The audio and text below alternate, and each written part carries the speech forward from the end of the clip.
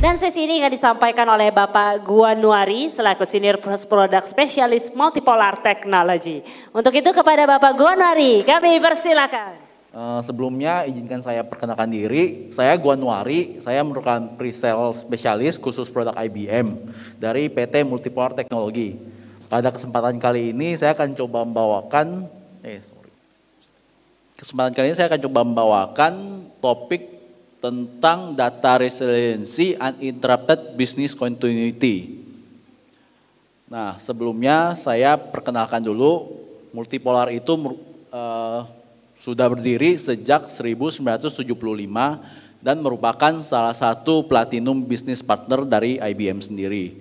Kita banyak mendeliver solusi-solusi khususnya di sektor-sektor perbankan, namun tidak menutup juga sektor-sektor lain, contohnya kayak financial, insurance, maupun manufacture, serta ada beberapa di hospitality.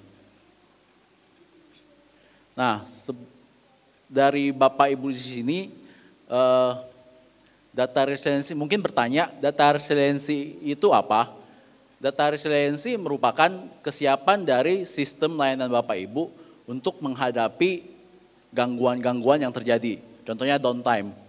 Downtime sendiri dia ada cost-nya. Di sini saya kategorikan cost terhadap downtime itu ada 5. Yang pertama tentunya produktivitas dari karyawan Bapak Ibu itu akan terhenti karena ketidaktersediaan layanan. Kedua, revenue cost itu akan berkurang dari sisi revenue. Nah, dan yang ketiga akan menimbulkan kekecewaan terhadap customer Bapak Ibu.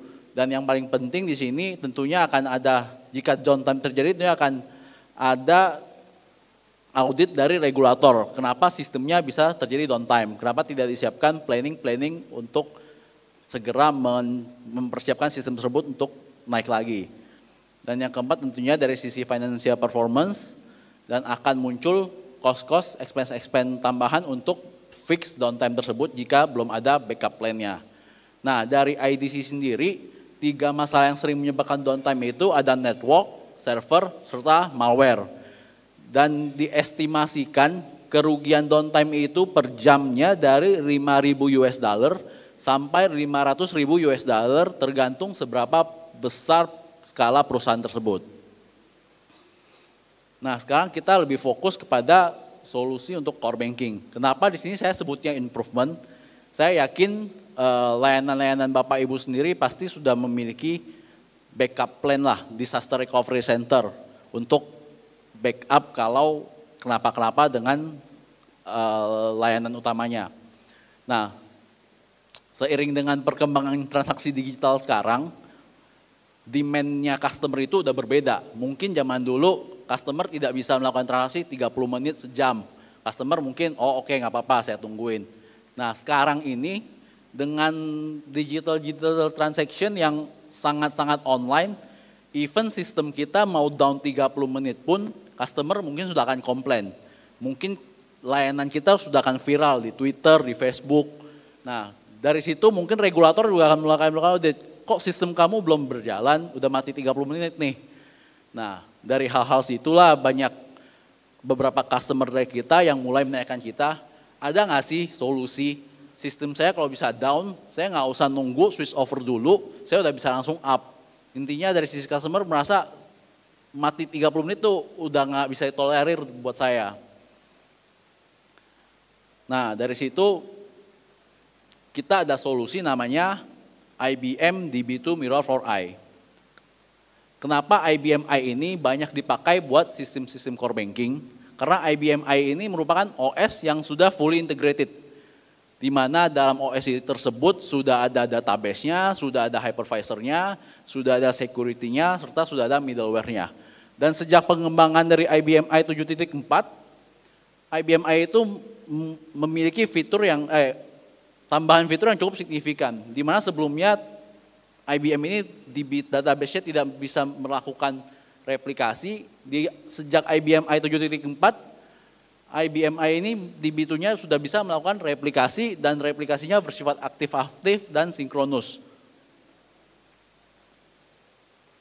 Nah, ini mungkin contoh existing arsitektur yang banyak digunakan pada customer-customer customer perbankan, di mana di satu sisi ada data center sebagai production dan melakukan logical replication ke site satunya sebagai disaster recovery center.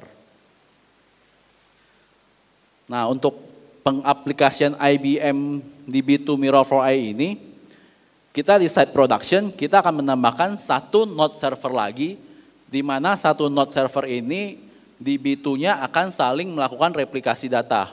Dan replikasi data ini bersifat aktif-aktif, sinkronus, dan membantu kita mencapai continuous availability. Dari node 1, node 2 ini, dengan DB2 Mirror4i ini kita bisa memastikan data antara 2 DB ini sama.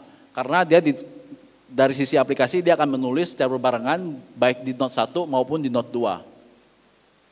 Dan untuk implementasinya sendiri, kita namanya kita kayak gini, kita kan mungkin anggapannya, wah saya harus invest lebih nih, harus sama nih node 1 dan 2-nya. Enggak, di sini kita bisa menggunakan spesifikasi dari node 1 dan node 2 itu tidak perlu spesifik sama, yang penting dia sudah menggunakan server IBM Power 8 dan menggunakan OS IBM i7.4 atau yang di atasnya.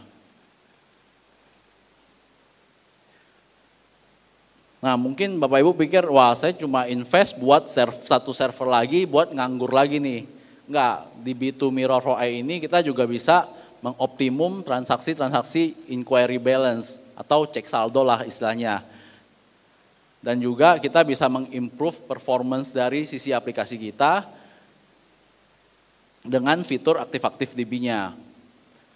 Nah, ini untuk salah satu use case-nya, kita melakukan balance inquiry di DB2 Mirror read only. Kenapa ini bisa sangat membantu? Karena seperti yang kita tahu, transaksi-transaksi perbankan itu sebanyak 50-60% itu yang melakukan cek saldo. Belum layanan-layanan yang kasar kata tidak menghasilkan revenue pada sisi perusahaan. Nah, kalau ini diagram infrastruktur existing yang masih konvensional, di mana kita kata DC melakukan logika replication ke DRC. Kalau ditanyain, ini bisa nggak buat mengahlikan transaksi cek saldo ke site DRC? Jawabannya bisa, cuma ada delay dari sisi replikasi di DC ke DRC.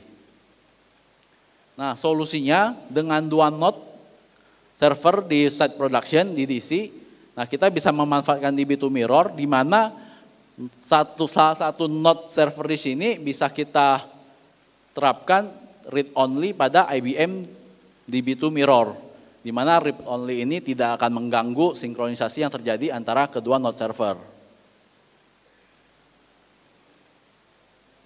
Nah, dan yang kedua, kita dengan pengaplikasian 2 node server ini, kita bisa memaksimalize 2 node server ini dengan tambahan load balancer. Jadi istilahnya layanan kita yang tadinya dilayani oleh satu server, sekarang kita bisa split jadi 2 server. Selain mendapatkan high availability, kita juga mendapatkan improvement performance dari sisi aplikasi kita. Nah, dan yang terakhir, sebelum saya tutup, bagi bisnis-bisnis sekarang, downtime udah bukan merupakan opsi.